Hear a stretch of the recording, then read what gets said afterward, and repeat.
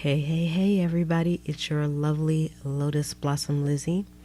And today I am going to be doing my first, my cre- my first creative play in this particular journal, which is my new journal, and I named it My Narrative. And if you haven't seen the flip through of this, you can go back and you can check that out. Yeah, I love this journal. But before I get started, don't let me forget to invite you to subscribe to the channel if you love junk journaling like I do. You can also come and play with us over in the Facebook group, and the name of the group is Junk Journal Buddies. Don't forget to also give this video a thumbs up because this page is quite wonderful and colorful, and I know you're going to like it, so you can go ahead and give it a thumbs up as well.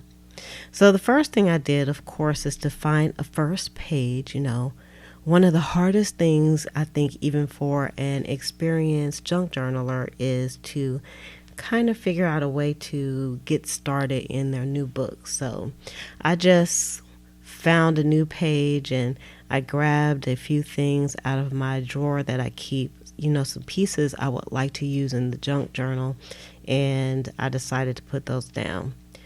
This particular piece came from a magazine and it was so colorful I just had to use it.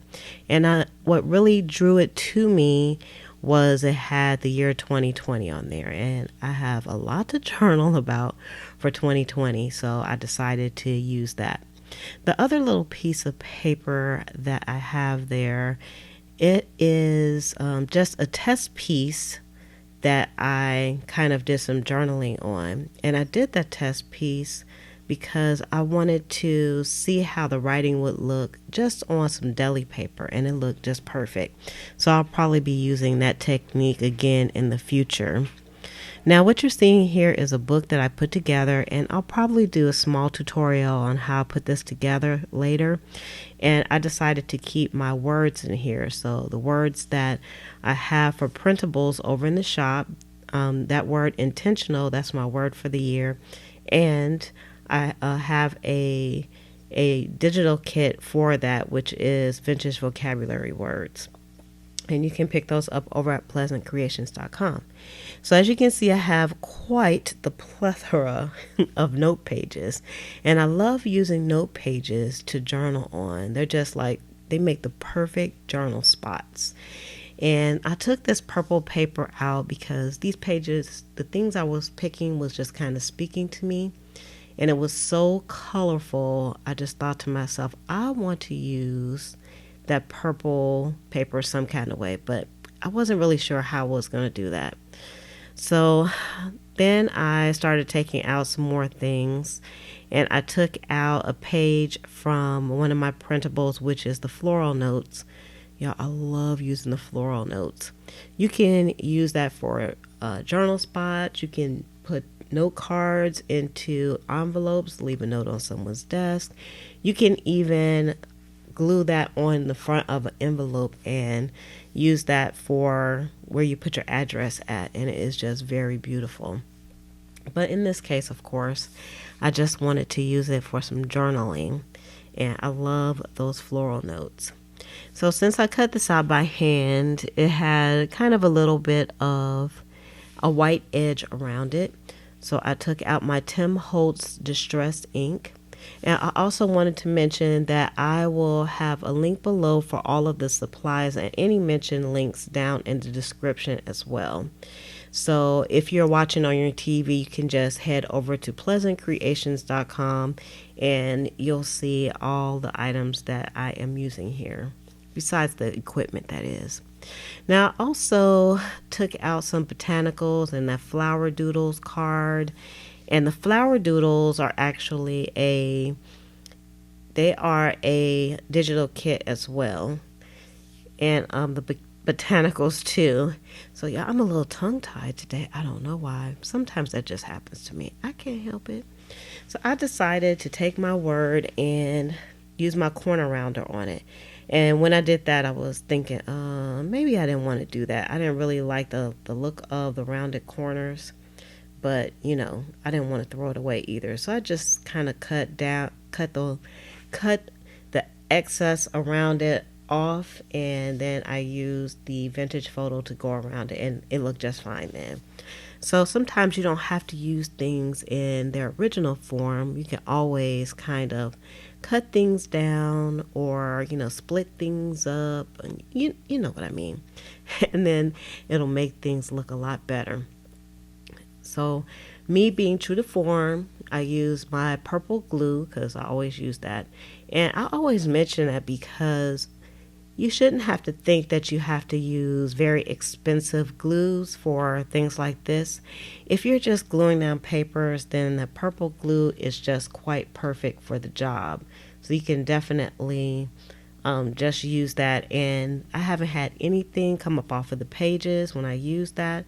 You just want to make sure that you put down enough glue. So really kind of rub it in, and it will be fine.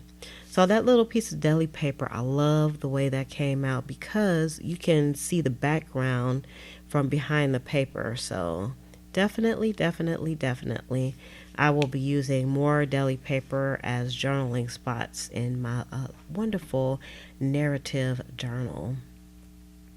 Now I'm using some double stick tape to put the floral note down because the floral notes I printed on cardstock, and so I wanted to make sure that that didn't come up. So I used my double stick tape, and that tool that I'm using is actually a Cricut weeder. And I love using the weeder because I always say don't use your nails for tools, always use tools for tools. And I love using that. It really helps to kind of dig up under that little plastic piece that's on top of the adhesive, and I don't have to dig my nails into the adhesive, so that's nice. So I took another piece of the deli paper out, and I decided to use my little edging tool because I definitely don't use my edging tools enough. But what I found is the paper is so thin that it kind of had a hard time. So I went and I found just a scrap piece of paper because I always keep my scrap papers for things like this. I put the deli paper on top of it, and then I was able to very easily cut that edge, and that made all the difference. So that's something, again, you'll be seeing me doing, and that is using my edge punches. I only have a few, but the ones that I have, I really love because I love butterflies. Butterflies are kind of my favorite insect of choice, so to speak. So I didn't need that whole piece, so I just did only what I needed and tossed the rest. My first inclination is to save all the little teeny tiny bits of scrap. Let me tell you all, I have amassed such a scrap heap, and that's kind of what it is until you use it to make things. I've amassed a scrap heap, so I wanted to try to start tossing the stuff in the trash and just continue to pick off the heap, so to speak.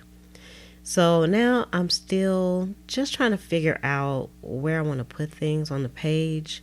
So where has that due May 25th, 1883? Those are from the random vintage number digital kits. And then that orange flower is from the Flower Doodles kits. And those are all up at pleasantcreations.com. And then, of course, the botanicals again. And so I'm just kind of just arrange these. Sometimes it's like, this is like the real process. You put things down, you take things off, you change your mind, you do this, you do that, you just don't know. So then I was thinking maybe I just want to cover up that background to begin with. I knew, even though I put beautiful pages into this particular journal, I already knew that by the time I get done journaling, I don't know about y'all, I knew that the background would probably be totally covered. Do you totally cover your backgrounds in your junk journal? Let me know in the comments. I would love to know. But it's something that I do all the time, and it's okay with me. I know that the beautiful papers are underneath, and so it gives energy to the pages. So I'm kind of all right with that. So I'm still just I just can't make up my mind about this page, and I'm fiddling around. And I finally decided, look, I'm not going to use that purple note page. I'll use it for something else. It's quite beautiful, but I don't know. It's just kind of clashing with the whole thing.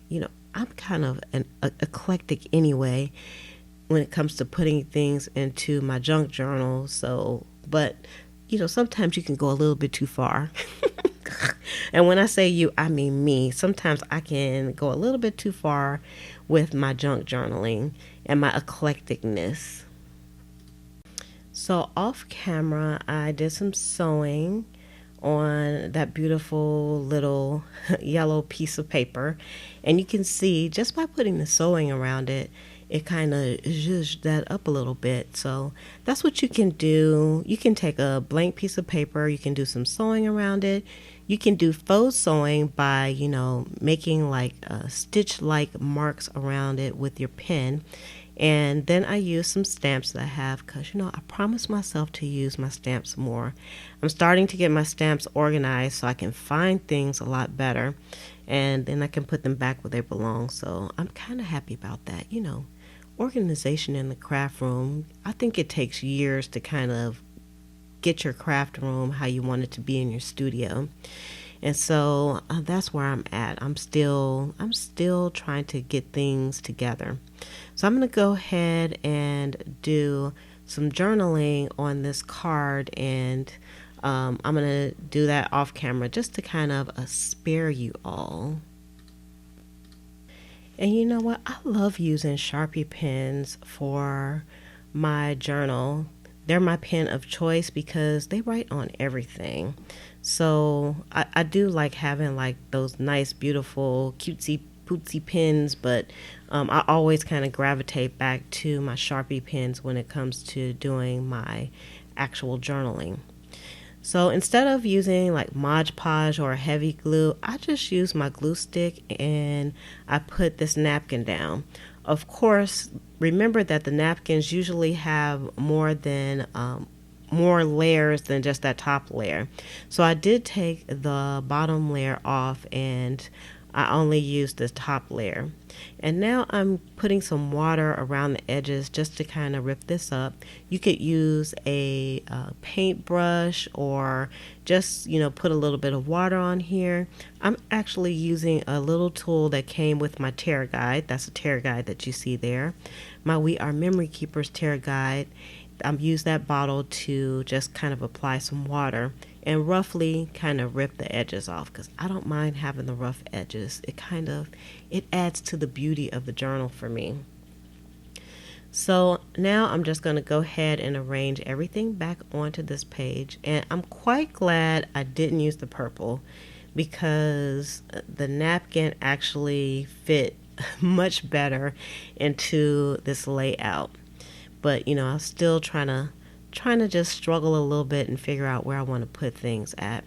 And everything went down quite nicely using my good old trusty school glue.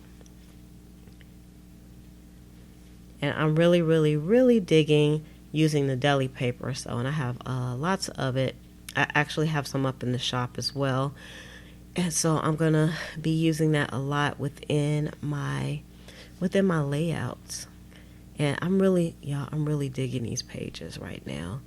That this book gives me life. Like even with just these 2 pages done, I took this book to my bed, you all, and I just flipped through the pages like I had a bunch of stuff in there already.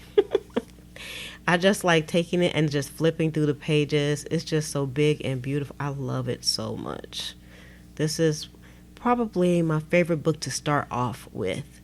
And I always say that about all the junk journals that I have, that they are my favorite. And that's because at that time they are. They are, but just don't tell them because I don't want them to get jealous of each other.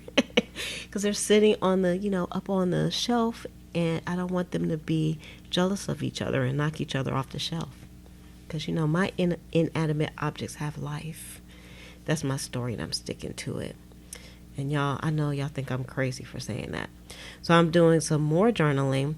I think I did a lot of journaling across the board on these two layouts, more than I normally do at one time, but I had a lot to say. I waited a long time to start playing around in this journal, and that's because I wanted to make sure you all saw a flip through before I got started, and I wanted everything to be kind of just right before I started in this journal. And I really, really love how the pages are coming out in here. So now I had these tags, and I always save my tags from the thrift store, and I just like the way the tags look, and I usually get quite a few of the same kind of tags, and so I like the repetition of them. I also like tabs, and so I wanted to put some tabs onto my page, so I just used that tag as a tab. So you can use anything to make a tab. And I'm going through this book and I'm looking for some words that are kind of speaking to me that I think I want to use on here as well, because I had one more little space that I wanted to cover. And I had this thank you card that I got with an order, but it wasn't really working for me. So I got the calm out, and then I went into my little scrap pile, and I decided to use this lace behind this word calm, because we're in the midst of the pandemic, and having words like that, they just speak to me. They just jump right off the page. And so I just said, sometimes you just want to be calm, because I could write all day about my feelings about how things are going right now for 2020, but I decided, just stay calm. And that's why I chose that word. And then I just gave it an outline with my Uniball, my gold Uniball pen, which I love. I love those Uniball pens. And every time I come on, I say, I need to buy some more, and I keep forgetting. So when I get done with this, I'm going to get off and get me some more paint pens, because I would be so sick if I ran out, especially of the gold. And the white also, I love those. So I'm just going around and kind of tidying things up on the page, and I hope you all enjoyed. I'll show you some pictures of the finished pages as well at the end, so don't worry.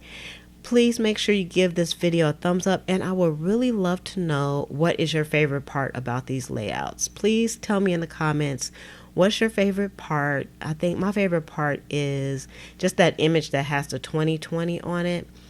I love that so much, and it just speaks volumes to how I was feeling when I started doing my journaling process.